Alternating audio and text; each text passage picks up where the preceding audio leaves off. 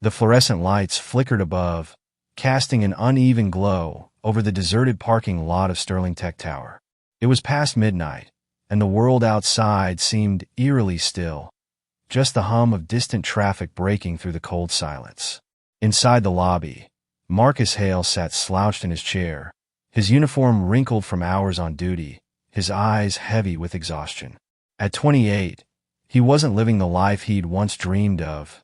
Instead, he was stuck guarding a corporate fortress where dreams like his went to die. His paycheck barely covered rent, let alone the medical bills piling up for his ailing mother. But tonight, something felt different, an electric tension crackling in the air. As Marcus sipped his lukewarm coffee, the glass doors burst open with a violent crash. 3 masked figures stormed in, their movements sharp and deliberate. One carried a crowbar, another wielded a handgun, and the third dragged a terrified woman by her arm. She was dressed in a sleek black blazer and heels, her usually polished appearance now marred by fear as she struggled against her captor's grip. Her wide, tear-filled eyes locked onto Marcus's, pleading silently for help. The robbers shouted orders, their voices harsh and commanding, demanding access to the company vault. Marcus froze for a split second, his heart pounding like a drum. He had no backup, no weapon beyond the flashlight clipped to his belt. Yet, as he looked at the woman, her face pale but defiant, he felt a surge of resolve. This wasn't just another job. This was someone's life hanging in the balance. Without hesitation, he sprang into action, gripping the flashlight tightly as adrenaline coursed through his veins. "Let her go," he barked, his voice cutting through the chaos like a blade. The robbers turned toward him, their expressions hidden behind masks, but their intentions clear. They weren't leaving without what they came for, or without bloodshed. Marcus stepped forward, his every movement calculated despite the storm of fear threatening to overwhelm him. The tallest robber sneered, leveling the gun at Marcus's chest. "Back off, or I'll put you down," the man growled, his voice low and menacing. But Marcus didn't flinch. Instead, he tightened his grip on the flashlight, his knuckles whitening under the pressure. "You don't want to do this," Marcus replied, his tone steady, almost calm, a stark contrast to the chaos unfolding around him. The woman, who had been trembling moments ago, straightened slightly, her gaze locking onto Marcus with newfound determination. "Please," she whispered hoarsely, her voice barely audible but laced with urgency. "They'll kill us both if you don't stop them." Her words struck a chord deep within Marcus, reigniting the fire that had driven him to act in the first place. He couldn't let her face this alone. In one swift motion, Marcus lunged forward, swinging the flashlight with all his strength. It connected with the gunman's wrist, sending the weapon clattering to the floor. The other 2 assailants hesitated, caught off guard by the unexpected resistance. Seizing the moment, Marcus grabbed the fallen gun and pointed it at the trio, his hands shaking but resolute. "Drop your weapons," he commanded, his voice louder now, echoing through the cavernous lobby. For a tense moment, no one moved. Then, slowly, the robbers complied, tossing their tools to the ground. The woman broke free from her captor's grasp, stumbling toward Marcus. As she reached him, she whispered, "Thank you," her voice thick with emotion. Together, they backed away, keeping the robbers in sight until the distant wail of sirens signaled the arrival of help. Marcus's heart raced, not just from the adrenaline, but from the realization that he had saved a life, and possibly more than he could imagine. The next morning, sunlight streamed through Marcus's modest apartment window, painting patterns across the worn carpet. Despite the fatigue weighing heavily on his eyelids, Marcus found himself unable to sleep. His mind replayed the events of the previous night, the chaos, the confrontation, the sheer terror that had gripped him, yet somehow fueled his courage. He felt a strange mix of disbelief and pride, emotions swirling like a tempest inside him. His phone buzzed incessantly on the nightstand, each vibration pulling him further from his thoughts. Scrolling through notifications, Marcus discovered messages flooding in from unknown numbers and local news outlets. The story of the lone security guard who thwarted an armed robbery had spread rapidly, capturing the city's attention. Among these messages was an official-looking email marked urgent.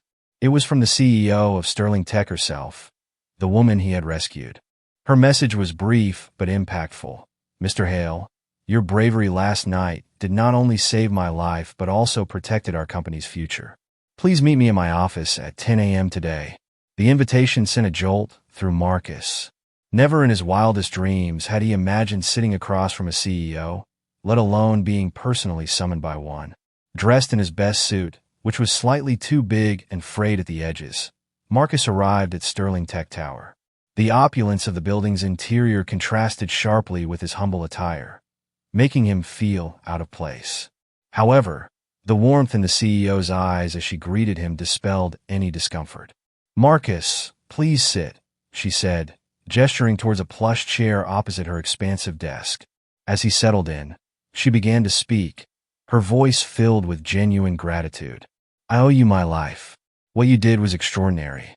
Not many would have stood up in such a situation." She paused, looking directly into his eyes. "I want to offer you a position here at Sterling Tech. Your courage and quick thinking are qualities we value deeply. We need people like you, Marcus." Stunned, Marcus listened as she outlined a role tailored for him, a blend of security oversight and strategic consultancy, leveraging his unique perspective and recent experience. The salary she mentioned was more than he had earned in the past 5 years combined. It was a lifeline not just for him, but for his struggling family. As they shook hands, sealing the agreement, Marcus felt a profound shift within him. This wasn't just a job offer. It was a new beginning, a chance to rewrite his story. Walking out of the office, he realized that sometimes heroes aren't born. They're made, forged in the fires of adversity and opportunity. As days turned into weeks, Marcus found himself navigating the labyrinthine corridors of Sterling Tech, each step echoing with whispers of skepticism and admiration alike. The transition from a security guard to a strategic consultant was anything but smooth. Colleagues, some envious of his meteoric rise, questioned his capabilities and doubted his qualifications. "What does he know about running a multi-million-dollar company?" they muttered behind closed doors. Others, intrigued by his backstory, watched closely, waiting to see if he would crumble under the weight of expectations. The pressure mounted as Marcus attended high-stakes meetings where decisions worth millions were made with a casual nod or a terse handshake. Each presentation he delivered was met with a mixture of curiosity and scrutiny. His initial proposals, though innovative, lacked the polish expected in such circles. After one particularly grueling session, a senior executive pulled him aside. "Marcus, you've got guts, but guts alone won't keep you here. You need to prove yourself, not just to us, but to yourself." That night, Marcus sat alone in his office, the city lights twinkling beyond the glass walls. Doubts gnawed at him, whispering insidious thoughts of inadequacy. He remembered the faces of those who had doubted him, their words slicing through his confidence like knives. Yet, amidst the turmoil, a memory surfaced, his mother's gentle voice during his childhood struggles, urging him to persevere. "You've always had the strength to overcome, Marcus. Trust in yourself." Determined to silence his critics, Marcus threw himself into learning. He devoured books on business strategy, attended seminars, and sought mentorship from seasoned executives. Slowly, his ideas began to take shape, blending his street-smart instincts with newly acquired knowledge. In a pivotal meeting, he presented a groundbreaking security protocol that promised to revolutionize the industry. The room fell silent as he concluded, his proposal met with nods of approval and murmurs of respect. Yet, the battle wasn't solely external. Internally, Marcus wrestled with guilt and self-doubt. Was he worthy of this position? Could he truly bridge the gap between his past and this glittering future? These questions haunted his sleepless nights.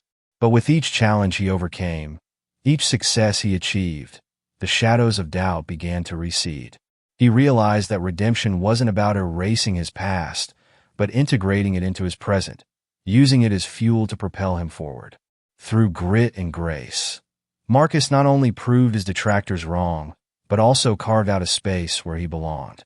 His journey from a lone protector to a respected leader became a testament to the power of resilience and the human spirit's capacity for transformation.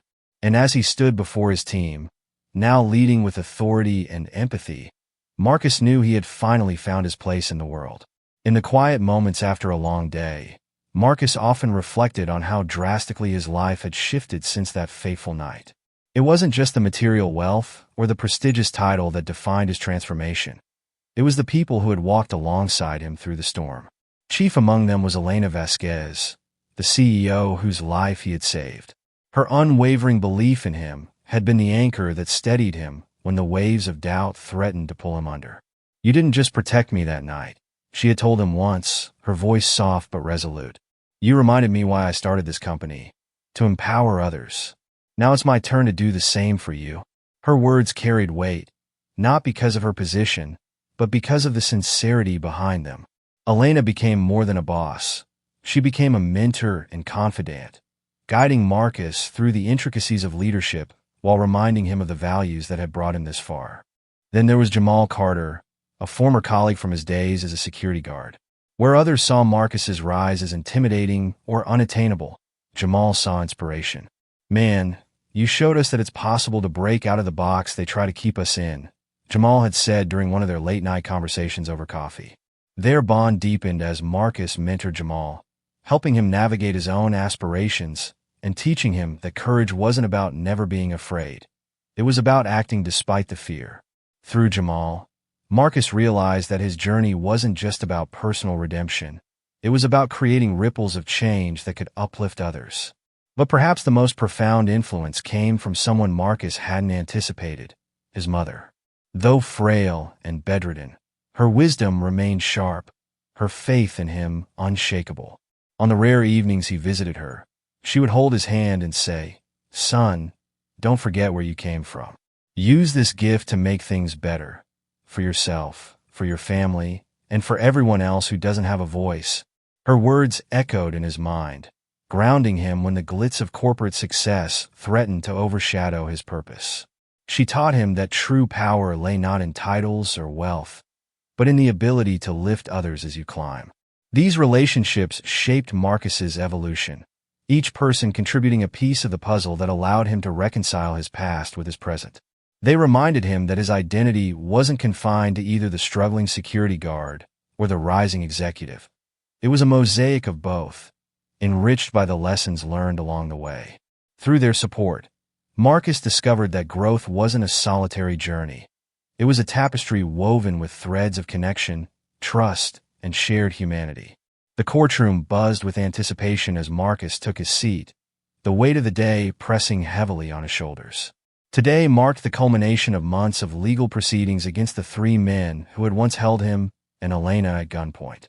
The trial had been a grueling process, dredging up memories Marcus would rather forget, but he knew justice needed to be served, not just for himself, but for everyone who had ever felt powerless in the face of violence. As the judge entered, the room fell silent, the tension palpable.